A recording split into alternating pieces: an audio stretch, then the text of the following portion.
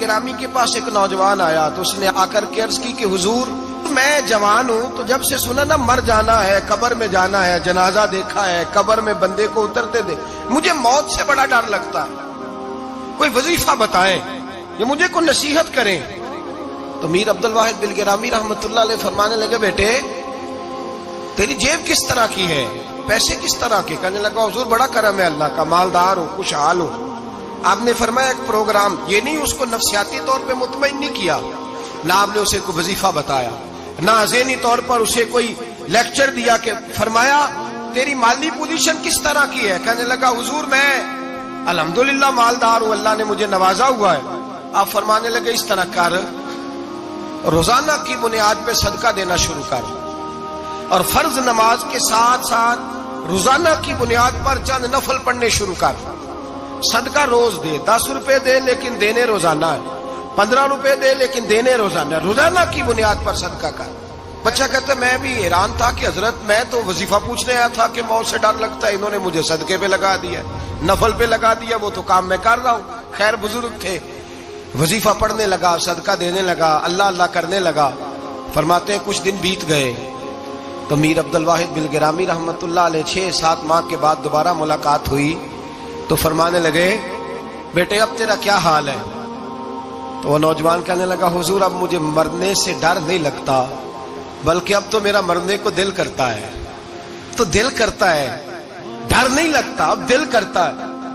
اور حضور آپ نے میرے ساتھ کیا کیا ہے کہ میرا تو دل کرنے لگا ہے مرنے کو، خوف نکل گیا ہے، دل کرنے لگا ہے میں جاؤں۔ تو بڑا خوبصورت ارشاد فرمایا، کیا بات ہے، اللہ والوں کی باتیں اللہ کے لشکروں میں سے لشکر ہوتی۔ میر سید عبد الواحد بالگرامی رحمت اللہ علیہ فرمانے لگے بھائی جس جگہ آدمی کی پراپرٹی ہوتی ہے، جس جگہ اس کا مکان ہوتا ہے، جس جگہ اس کی جائیداد ہوتی ہے، وہاں اس کا جانے کو دل کرتا ہے۔ فرمایا اب تو نے صدقہ دے کے نفل پڑھ کے جنت میں اپنا مکان بک کرا لیا ہے، اب وہاں تیرا پلاٹ ہو گیا ہے، اب تیرا ڈر نہیں لگے گا، اب تیرا جنت میں جانے کو دل کرے گا، اب تیرا وہاں جانے کو جی چاہے گا جہاں آدمی کی زمین نہیں ہوتی، جگہ نہیں ہوتی، سر چھپانے کو مکان نہیں ہوتا۔ بھائی نبی کریم صلی اللہ علیہ وسلم کی بارگاہ میں حضرت عمر آئے، بخاری مسلم میں موجود، کہتے ہیں حضور اٹھے چارپائی سے تو نبی پاک کے کمر مبارک پر موٹے موٹے بان کے نشان تھے۔ عرض کی یا رسول اللہ صلی اللہ علیہ وسلم کیسر و کسرا تو اتنی موج میں ہے، یا رسول اللہ وہ تو اتنی موج کر رہے ہیں اور آپ اس تکلیف میں۔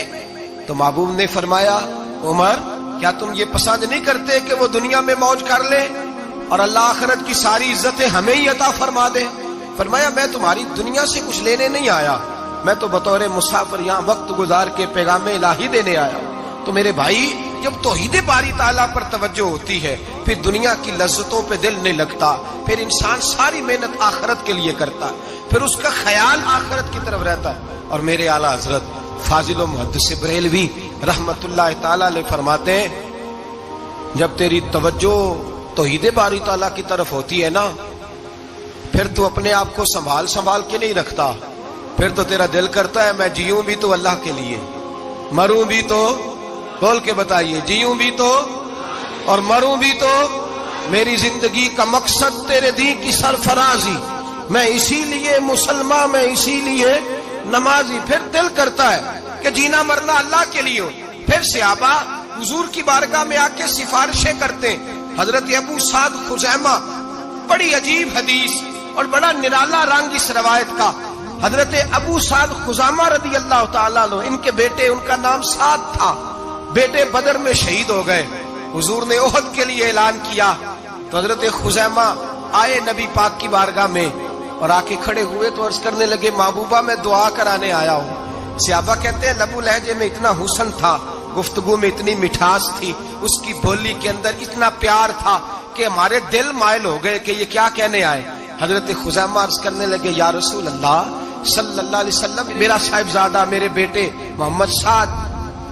وہ بدر میں شہید ہو گئے تھے، یا رسول اللہ میں شہادت سے رہ گیا تھا، حضور ہم دونوں باپ بیٹے کا ارادہ تھا جہاد میں آنے کا، ہم دونوں کا پروگرام تھا، وہ کہتا تھا میں جاؤں گا، میں کہتا تھا میں جاؤں گا۔ پھر ہم نے قرآن اندازی کی تو قرہ میرے بیٹے کے نام نکلا، بیٹا میرا آیا بدر میں، پھر پھر اللہ تبارک و تعالیٰ نے اسے شہادت عطا فرمائی، وہ شہید ہو گیا۔ یا رسول اللہ صلی اللہ علیہ وسلم، آپ نے کل اعلان فرمایا ہے کہ احد کے لیے جانا ہے، اور رات ہی کو میرا بیٹا مجھے خواب میں ملا ہے، اور میں نے دیکھا ہے وہ تو جنت کی نہروں کے قریب سیریں کر رہا ہے، اور مجھے کہہ رہے ابا جی جلدی آ جائیں، یہاں مل کے رہیں گے، مل کے وقت گزاریں گے۔ یا رسول اللہ صلی اللہ علیہ وسلم، میں بے چین ہو گیا ہوں اس کے پاس جانے کے لیے، دعا فرمائے اللہ مجھے بھی شہادت عطا فرما دے، اللہ مجھے بھی شہادت دے دے۔ صحابہ کہتے ہیں اس کی عجیب، اس کا دعا کرانے کا، ہم نے تو دیکھا تھا لوگ دعا کرانے آتے ہیں کوئی مصیبت کے لیے، کوئی پریشانی کے لیے، کوئی آزمائش کے لیے، کوئی بیماری کے لیے۔ یہ مصطفیٰ کریم کے صحابہ کا بارگاہ خداوندی پر اعتماد، توحید باری تعالیٰ پر نظر، کہ وہ کہتے ہیں ہم تو اللہ کے لیے جان دینے کی دعا کرانے آئے، دعا کریں اللہ ہمیں اپنے رستے میں شہادت کی موت دے۔ صحابہ کہتے ہیں نبی پاک نے دعا فرمائی، پھر ہم نے حضور کی دعا کو قبول ہوتے بھی دیکھا، ہم نے اپنی آنکھوں سے مصطفیٰ کی دعا کو قبول ہوتے دیکھا، ہم نے جناب خزیمہ کو احد کے میدان میں شہید ہوتے دیکھا، اور میرے رسول پاک صلی اللہ علیہ وسلم کے صحابہ ان کی طرف دیکھتے تو رشک کرتے، فخر کرتے، کہتے دیکھو یہ وہ غلام ہے جو حضور سے دعا لے کر کے دنیا سے گیا۔ آج جو لوگوں کا مرنے کو دل نہیں کرتا، آج بڑی بڑی بلڈنگیں بناتے ہیں، بڑی بڑی عمارتیں کھڑی کرتے ہیں، بڑی بڑی جائیدادیں بناتے ہیں، ہر بینک میں اکاؤنٹ کھلواتے ہیں، سرمایہ، پیسہ، دنیا داری بناتے ہیں، تعلقات بناتے ہیں، سیاسی سماجی رشتے، دنیا داری کے جھوٹ کے ناطے۔ توحید باری تعالیٰ پر جب اعتماد ہوتا ہے تو انسان جس رشتے کو مضبوط کرنا چاہتا ہے وہ یا خدا کا رشتہ ہوتا ہے یا محمد مصطفیٰ کا رشتہ ہوتا ہے، باقی تو پھر اس کی توجہ ہٹ جاتی، باقی تو ہٹ جاتی ہے توجہ، پھر وہ یہ دیکھتا ہے کہ خدا رسول کے ساتھ رشتہ کس طرح مضبوط ہو سکتا ہے۔ میرے بھائی، توحید باری تعالیٰ اللہ کے رستے میں مرنے کا جذبہ دیتی ہے، راہ الہی میں نکلنے کا شوق پیدا کرتی ہے۔ اللہ تبارک و تعالیٰ کی توحید جب تو کامل طور پر مانتا ہے پھر تیرا آگے بڑھنے کو دل کرتا ہے۔ حضرت سیدنا انس بن مالک رضی اللہ تعالیٰ عنہ فرماتے ہیں، الترغیب والترہیب میں حدیث مبارکہ موجود ہے، فرماتے ہیں احد کے میدان میں یا اس کے علاوہ کوئی ایسا موقع تھا کہ ایک صحابی حضور کی بارگاہ میں آئے، عرض کرنے لگے یا رسول اللہ صلی اللہ علیہ وسلم، ایک تو میں غریب ہوں، دوسرا میری شکل صورت خوبصورت نہیں، تیسرا میرے وجود سے بدبو نکلتی ہے، کوئی میرے قریب نہیں بیٹھتا، اگر میں اللہ کے رستے میں جہاد کروں، اپنی راہ خدا میں جان دے دوں تو بتائیے میرا رب مجھے کیا عطا کرے گا؟ تو نبی پاک نے فرمایا اگر تو شہید ہو گیا تو سارے دروازے کھل جائیں گے جنت کے،